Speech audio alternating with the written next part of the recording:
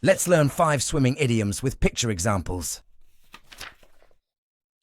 Firstly, dive in.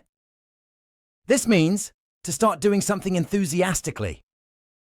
For example, dive in, James, it's liberating. Get along swimmingly means to be friendly with or get along well with another person.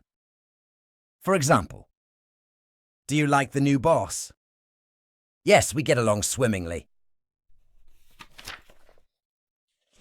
Keep one's head above water means to survive in difficult times, especially concerning money. For example, everything is so expensive. I'm struggling to keep my head above water.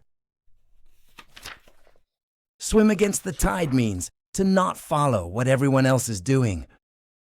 For example, I love being me and swimming against the tide.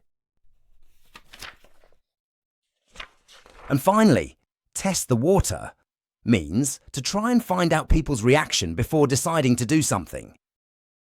For example, I'm testing the water before I cook for my in-laws. Visit the website and subscribe to our channels for more idioms and expressions.